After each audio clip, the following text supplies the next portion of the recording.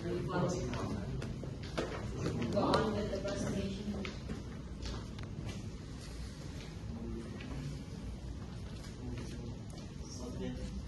Selamat pagi semuanya dan selamat pagi Miss Renata. Kami dari kelompok 1 ingin memperlihatkan dari timeline dan juga topik dari kita.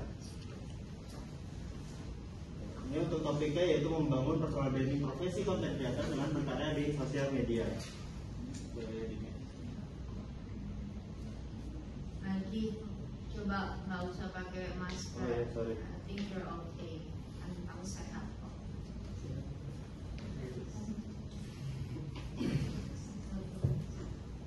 Dan masuk ke yang pertama yaitu menentukan nilai dan passion pribadi sebagai dasar membangun profesi di media sosial.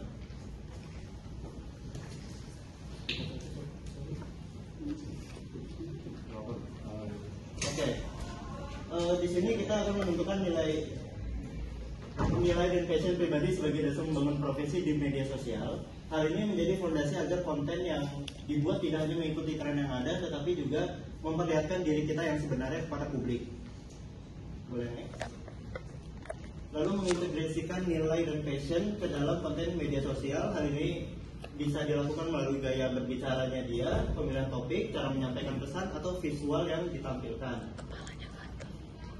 Konten yang berawal dari nilai dan passion akan terasa lebih autentik jika bisa terhubung dengan audiensnya dan menciptakan personal branding yang kuat dan konsisten.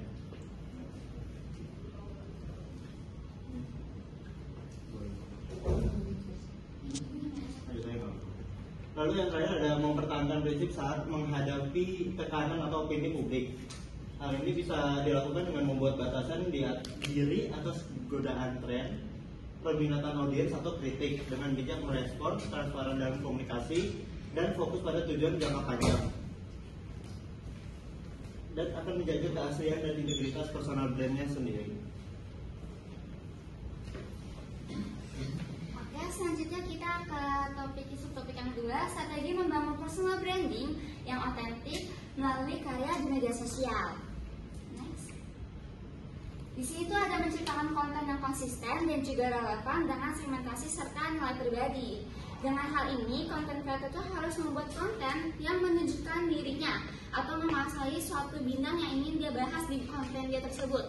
Contohnya ketika dia beauty content creator atau misalnya bidang bisnis, trending saham dan sebagainya. Jadi kita tuh tahu tuh apa sih yang ingin dia sampaikan ke publik dan apa yang nilai yang ingin dia kasih tahu pribadi dia tuh kayak apa. Contohnya seperti kayak Tasya Farasya. Oke, selanjutnya itu ada membangun komunitas yang solid dan juga berinteraksi aktif dengan audiens di berbagai platform. Pastinya dalam menjadi content creator itu tembok utamanya itu penontonnya ya. Untuk kita tuh upload suatu konten pastinya butuh penonton, penyuka. Nah, dengan cara ini content creator itu bisa membangun nih komunitasnya yang solid dan juga berinteraksi aktif, seperti melakukan berbagai pertanyaan mengenai pembahasan konten yang dia buat di media sosial, dan kalau misal menang bisa mendapatkan uang seperti itu. Yang ketiga itu ada memanfaatkan virtual media sosial secara kreatif untuk menampilkan proses dan juga hasil cara yang menarik. Kemajuan teknologi tidak selalu menjadi dampak yang buruk. Contohnya kemajuan teknologi itu bisa melakukan tuh kayak berbagai fitur baru-baru di Instagram, kayak misal Threads, terus juga feeds yang bisa dikolaborasi. Nah itu bisa banget tuh untuk digabungkan dan menjadi ketertarikan bagi para penonton untuk mengikuti konten yang kita buat. Oke, selanjutnya ini adalah dampak personal branding terhadap perkembangan profesi kita sebagai content creator. Nah karena tadi kita udah mengalami yang kita sudah melakukan strateginya, kita sudah melakukan tahap-tahap awalnya, sekarang ini adalah dampak ketika kita sudah melakukannya next. Nah ini kita bisa lihat melalui meningkatnya visibilitas, jangkauan, dan karya. Kita bisa lihat yaitu Bahrul Alam dia ini konten kreator yang emang tipenya itu komedi, dan pasti segmen penontonnya juga lebih ke arah yang suka komedi-komedi gitu. Nah kalau Erika ini lebih ke, dia itu kan desainer grafis, pelukis. Dan dia juga sudah melakukan ini nggak cuma di lokal juga, tapi dia udah ke dunia. Bahkan kalau nggak salah dia tuh sempat diundang ke salah satu fosil yang udah lumayan tua banget dan itu sempat viral juga. Next. Nah, setelah itu adalah kolaborasi, meningkatnya kolaborasi dan juga peluang profesional tersebut. Kalau kita lihat kolaborasi ini adalah dari live streamingnya Reza Arab, yaitu maraton, gimana ini banyak banget kolaborasi yang terjadi di sini, dari berbagai konten kreator masuk ke live streamingnya, dari berbagai youtuber ataupun pembisnis juga sempat banyak yang masuk di sini, dan ini juga meningkatkan kolaborasi yang semakin tinggi juga. Lalu peluang profesional seperti Pandawara, dia ini diundang di salah satu konferensi sustain di Swiss kalau nggak salah ini ya, dan ini tuh sudah mau ke tahap untuk dia itu dijadikan sebagai partner untuk penyebaran informasi, penyebaran sustainability yang untuk SDGs kita ya. Next. Nah, ini diferensiasi diri. Ini ada 4 konten kreator, kita bisa lihat ada Winda Basudara, Reza Arab, ada juga Ferry Irwandi dan juga Timothy Ronald. Dan ini tuh 4 kreator ini tuh memang punya gaya yang beda-beda. Ada yang satu live streaming yang terkenal gimmicknya, yang satu terkenal dengan toksiknya Reza Arab. Untuk Ferry Irwandi dia lebih membahas politik, bagaimana cara dia mempersuasi penontonnya. Untuk Timothy Ronald lebih ke finance. Kalau yang ini menciptakan diferensi diri di tengah kompetisi dan membangun loyalitas audiens jangka panjang. Kayak Imam bilang, tadi kan banyak yang kontennya sama, live streaming, mungkin pelukis juga nggak cuma Erika, pelukis tuh banyak. Tapi di sini kita juga mau bikin ketika audiens ngeliat pelukis lain, tapi itu teringat itu sama kita. Kita mau bikin strategi untuk kayak gitu. Oke, next untuk profile biasa kita tuh ada Bella Adelia. Bella Adelia ini merupakan sebuah mahasiswi Universitas Multimedia Nusantara yang mengambil jurusan juga sama Strategic Communication angkatan 2023. Dia cukup terkenal di MN karena sering mengikuti berbagai panitia kayak Vkom MN dan sebagainya. Di sini dia menjadi content creator di bidang kasih nilai pribadi mengenai bisnis atau kayak tentang saham, dan dia merupakan salah satu anak agensi yang suka merekrut klien dari berbagai negara juga. Jadi ini TikTok dia memiliki pengikut 21,22 ribu. Sekian dari presentasi kami, terima kasih. Oke, ini untuk tamat acaranya.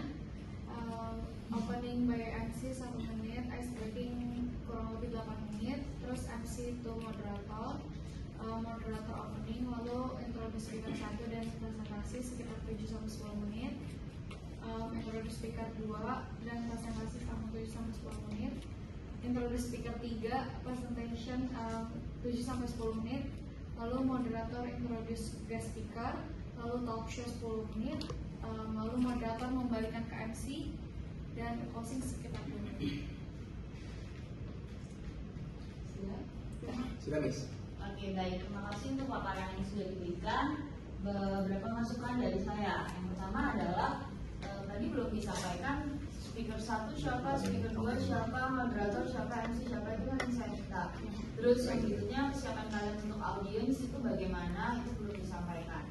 Oke, jadi disampaikan terlebih dahulu, silakan. Kalau untuk speaker 1 tingkat, speaker kedua sini, speaker ketiga Imam. Ya. Moderator aku dan Terus Kalau untuk kesiapan audiensnya, kami juga sekarang lagi mencari Miss. Cuman kalau dari aku sendiri, aku udah ketemu ada 7 audiens. Sisanya masih dicari. Kalau dari kami juga udah, dari aku sama Pinka juga udah ada beberapa, sama dari Mati sama tadi sudah ada beberapa juga. Oke, baik, terima kasih untuk update-nya.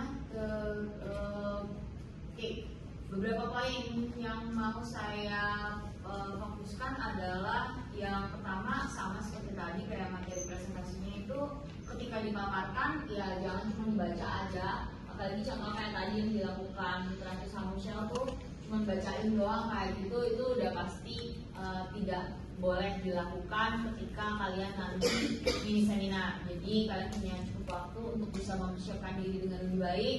Pertama adalah tidak hanya melihat ke materi presentasi, tapi lebih banyak melihat ke audiens.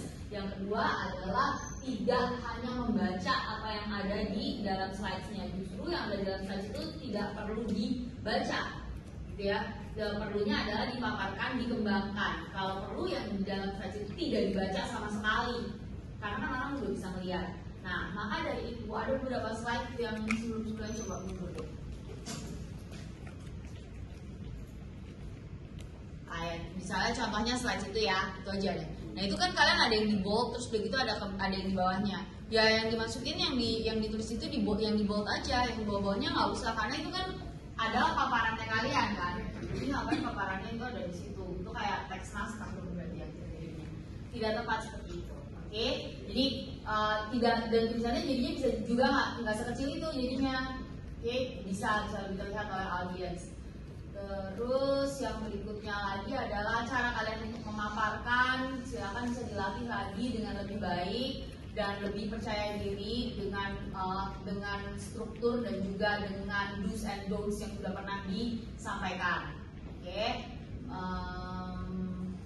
Attire sudah saya sampaikan juga tentang attire.